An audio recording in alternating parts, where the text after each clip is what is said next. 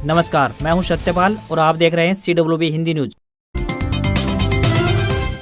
शक संवत 1947 विक्रम संवत 2082 आज वैशाख मास के कृष्ण पक्ष की प्रतिपदा यानी एकम तिथि और दिन रविवार है। तदनुसार अंग्रेजी तारीख 13 अप्रैल सन 2025।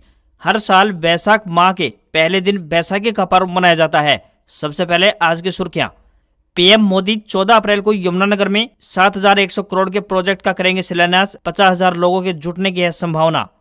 रोहतक में भूपेंद्र हुड्डा ने बोला भाजपा पर हमला, बोले सरकार ने बरती लापरवाही, बारिश की भेंट चढ़ी किसानों की फसल। हरियाणा सरकार इन लोगों को देगी प्लाट, मांगे गए आवेदन, लास्ट डेट 30 अप्रैल। हरियाणा के बीजेपी विधायक ने मंत्री आरती राव को चौंकाया। भरी मीटिंग में बोले एसडीओ ने पूरे परिवार को नौकरी पर रखा, डीसी रेट में पारदर्शिता नहीं। डेरा सच्चा सौदा हिंसा मामला, एक साथ बरी हुए 29 आरोपी, पंचकुला जिला अदालत ने सुनाया फैसला। हिसार के हरियाणवी रैपर ढांडा न्योलीवाला का सॉन्ग बैन, 2 मिलियन से ज्यादा व्यूज थे। रोहतकिया का तीसरा गाना यो रोहतक से हटाया गया।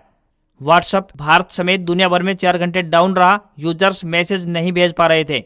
डोनाल्ड ट्रंप ने स्मार्टफोन कंप्यूटर से रेसिप्रोकल टैरिफ हटाया। सेमीकंडक्टर, सोलर सेल और मेमोरी कार्ड को भी छूट। फैसले से अमेरिकी टेक कंपनियों को राहत। और अब खबरें विस्तार से। हरियाणा में मौसम ने अचानक से करवट ली है और बीते काफी दिनों से जो भीषण गर्मी महसूस हो रही थी, आखिरकार लोगों को उससे राहत मिली है। हालांकि कई लोगों के लिए मौसम में आया यह बदलाव काफी परेशानी भरा साबित हुआ है। ऐसा इसलिए क्योंकि आंधी और बरसात के कारण कई जगह पेड़ गिरने, सड़क दुर्घटना होने, बिजली बाधित होने, खुले में रखा अनाज भीगने जैसी घटनाएं सामने आई है। वहीं चौधरी चरण सिंह हरियाणा कृषि विश्वविद्यालय के हिसार के मौसम विज्ञान विभाग के अनुसार बीते कुछ दिनों से पूर्वी हवाएं चलने के बावजूद भी तापमान में इजाफा हो रहा था। 9 अप्रैल की रात से पश्चिमी विक्षोभ सक्रिय होने से मौसम में बदलाव आया और बूंदाबांदी देखने को मिली है। लेकिन 14 अप्रैल के बाद फिर से तापमान में बढ़ोतरी का दौर शुरू हो जाएगा।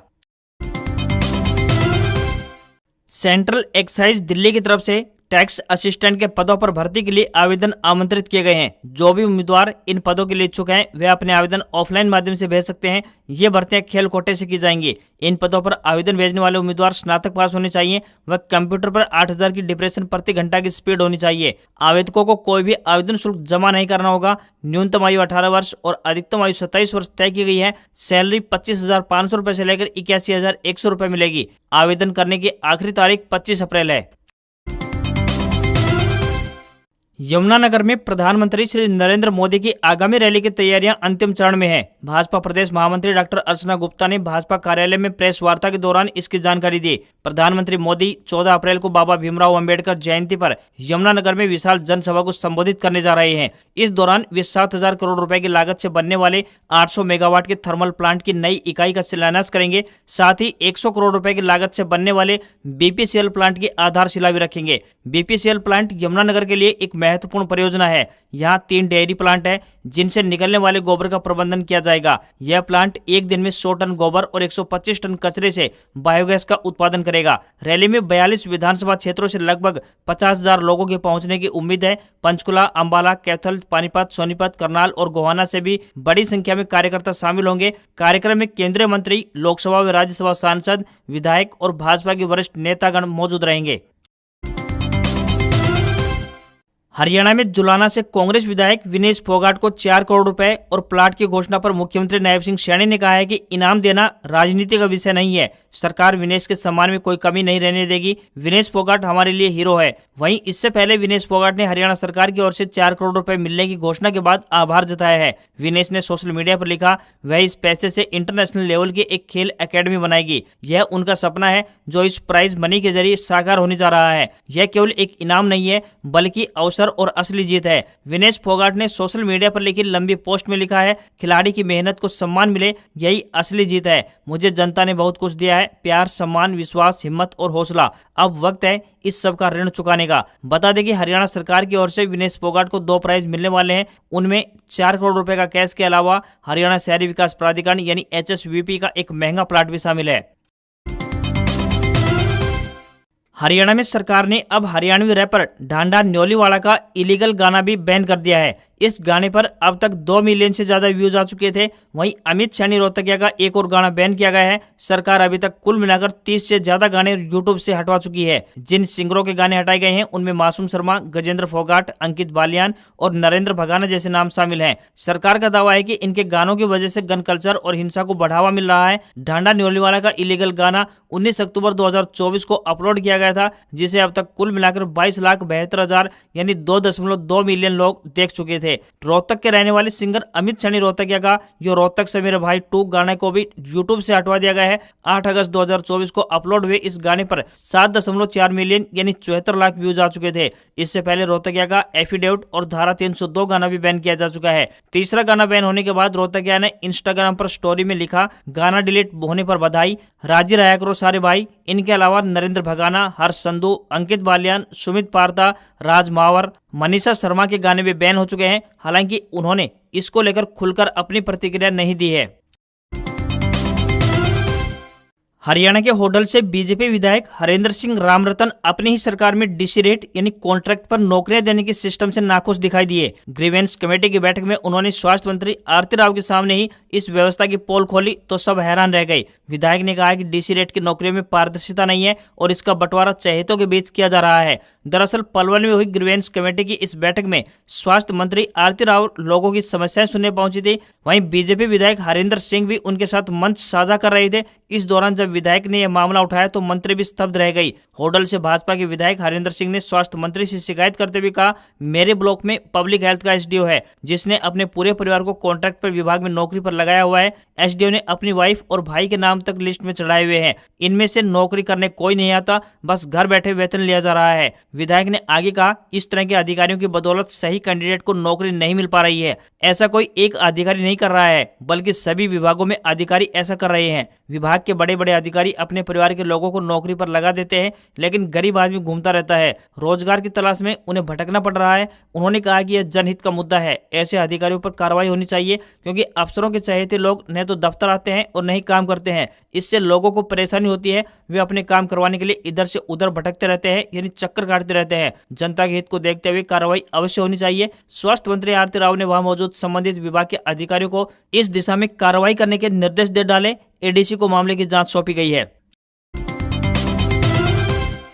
रोहतक के गढ़ी सापला किलोई हल्के के गांव नांदल में हनुमान जयंती के अवसर पर आयोजित कार्यक्रम में पहुंचे हरियाणा के पूर्व सीएम भूपेंद्र सिंह हुड्डा ने भाजपा पर हमला बोलते हुए कहा कि बार बार चेतावनी दिए जाने के बावजूद सरकार ने कोई ठोस कदम नहीं उठाया। इसके चलते वही हुआ जिसका डर था, यानी बेमौसम बारिश के चलते किसानों की फसल पानी की भेंट चढ़ गई।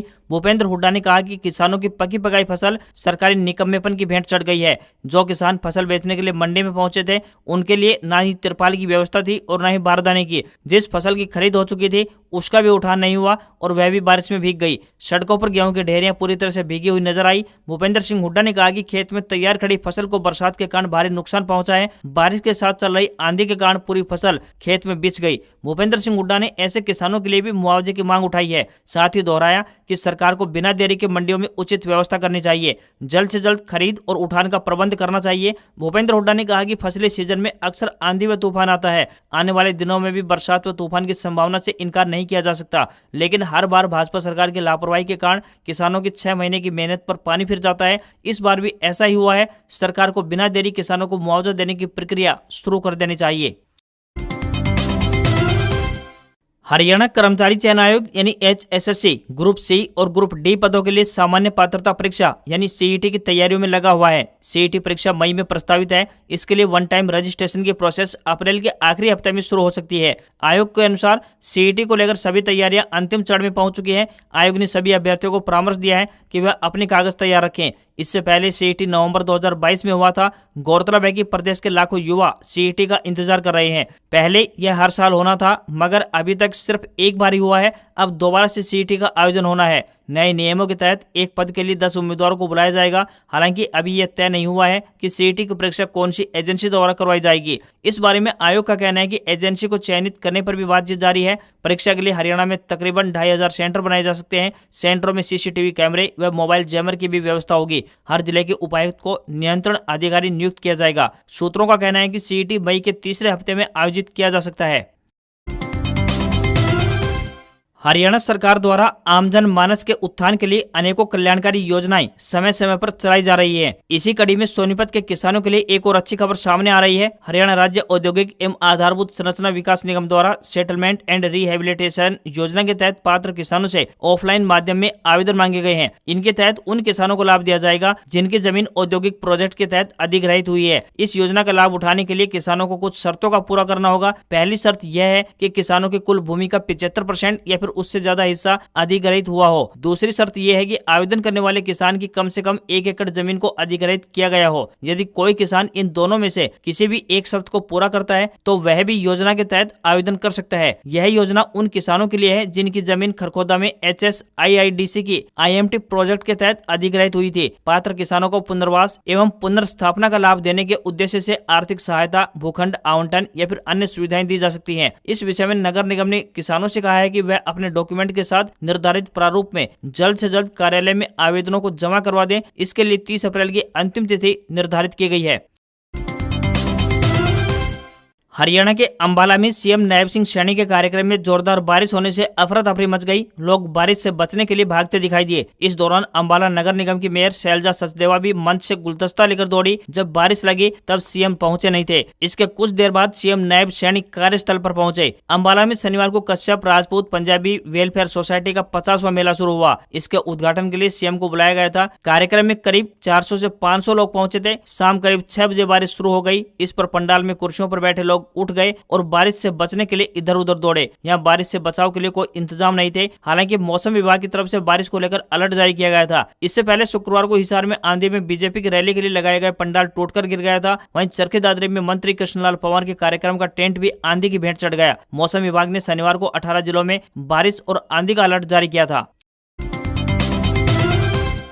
देश भर के कई राज्य आजकल भीषण गर्मी की चपेट में हैं। हरियाणा, दिल्ली, उत्तर प्रदेश, पंजाब, राजस्थान सहित कई राज्यों का यही हाल है। गर्मी के प्रकोप के चलते बिजली की मांग भी लगातार बढ़ गई है। इसे देखते हुए हरियाणा बिजली निगम द्वारा अब घरेलू और कृषि क्षेत्र के लिए अलग अलग समय निर्धारित कर दिया गया है। वर्तमान में खेतों के लिए 8 घंटे तो घरेलू उपभोक्ताओं के लिए 16 घंटे बिजली सप्लाई निर्धारित की गई है। इस विषय में जिलों के सुपरिटेंडिंग इंजीनियर को पत्र भेजकर निर्देश जारी कर दिए गए हैं, जिनके अनुसार चारों मंडल में अलग अलग समय पर बिजली सप्लाई की जाएगी। दुष्कर्म में आरोपी डेरा सच्चा सौदा के प्रमुख बाबा गुरमीत सिंह उर्फ राम रहीम की सजा को लेकर पंचकुला में हुई हिंसा के मामले में सुनवाई करते हुए मुख्य न्यायिक मजिस्ट्रेट की अदालत ने 29 आरोपियों की पहचान न होने से उनको बरी करने के आदेश जारी किए हैं। इसी मामले से जुड़े 3 आरोपियों की पहले मौत हो चुकी है। मुख्य न्यायिक मजिस्ट्रेट अजय कुमार ने 25 अगस्त 2017 में सिरसा डेरा प्रमुख गुरमीत सिंह उर्फ राम रहीम को दुष्कर्म के एक मामले में स्थानीय सीबीआई अदालत ने अज्ञात 29 आरोपियों को दोषी ठहराया था। सुनवाई के दौरान मजिस्ट्रेट की अदालत ने सभी 29 आरोपियों को बरी करने का फैसला सुनाया है। बरी किए गए आरोपी पंजाब, हरियाणा, राजस्थान और नई दिल्ली के रहने वाले बताए जा रहे थे। इन 29 आरोपियों के खिलाफ 2019 में आरोप तय किए गए थे और उसके बाद मुकदमा शुरू हुआ था। अमेरिका के राष्ट्रपति डोनाल्ड ट्रंप ने टैरिफ के फैसले को लेकर दोबारा बदलाव किया है। इससे पहले ट्रंप ने चीन को छोड़कर बाकी देशों पर 90 दिनों तक के लिए टैरिफ पर पॉज लगाया था। अमेरिका ने अब इलेक्ट्रॉनिक सामानों जैसे स्मार्टफोन, लैपटॉप और चिप्स को टैरिफ की कैटेगरी से बाहर किया है। इसका अर्थ है इन सामानों पर अमेरिका की ओर से रेसिप्रोकल टैरिफ नहीं लगाया जाएगा। अमेरिका के इस निर्णय से एप्पल, सैमसंग जैसी कंपनियों को लाभ पहुंचेगा। अमेरिका में स्मार्टफोन और इलेक्ट्रॉनिक प्रोडक्ट पर टैरिफ लगाने से इनके दाम बढ़ने की संभावना थी। इस तरह से इलेक्ट्रॉनिक कंपनियों को नुकसान होता। यही मार अमेरिका को भी झेलनी पड़ती। अमेरिका ने स्मार्टफोन, लैपटॉप और सेमीकंडक्टर पर जवाबी टैरिफ हटाने का निर्णय लिया है। विशेषज्ञों के अनुसार इलेक्ट्रॉनिक सामानों पर टैरिफ लगाने से केवल दाम बढ़ने वाला नहीं है, बल्कि अमेरिकी टेक कंपनियों को काफी नुकसान होने वाला भी है। टाटा मोटर्स ने भारतीय बाजार में अपनी पॉपुलर कूपे एसयूवी टाटा कारू और कारू ईवी के डार्क एडिशन लॉन्च कर दिए हैं। दोनों कार को ऑल ब्लैक थीम के साथ पेश किया गया है। ये level 2 advance driving assist system यानी ADAS जैसे सेफ्टी फीचर्स के साथ आती है। कारू ईवी डार्क एडिशन की एक शोरूम कीमत की बात करें तो 22,24,000 रुपए रखी गई है। वहीं कारू आइस वर्जन की कीमत 16,49,000 रुपए से शुरू होती है, जो कि 19,52,000 रुपए तक जाती है। कारू ईवी का मुकाबला MG ZS EV और हुंडई क्रेटा EV से है। वहीं आइस पावर्ड कार की टक्कर सीट्रोन बेसाल्ट डार्क एडिशन से रहती है। इस हफ्ते भारतीय बाजार में सोने चांदी के दामों में बढ़त देखने को मिली है। पिछले शनिवार यानी 5 अप्रैल को सोना 91,014 रुपए पर था, जो अब 93,353 रुपए प्रति 10 ग्राम के स्तर पर पहुंच गया है। यानी इस हफ्ते इसकी कीमत 2,339 रुपए बढ़ी है। ये सोने का ऑल टाइम हाई भी है। वहीं चांदी की बात करें तो ये पिछले शनिवार को 92,910 रुपए पर थी, जो अब 92,929 रुपए प्रति किलोग्राम पर पहुंच गई है। इस तरह इस हफ्ते इसकी कीमत 19 रुपए बढ़ी है। दिल्ली में 10 ग्राम 22 कैरेट सोने की कीमत 87,850 रुपए और 10 ग्राम के ही 24 कैरेट सोने की कीमत 95,820 रुपए पहुंच गई है। आज खबरों में बस इतना ही। देखते रहिए आपका अपना हरियाणा का सबसे बेहतरीन news channel CWB Hindi news. नमस्कार। इसी आशा के साथ आपका दिन शुभ रहे।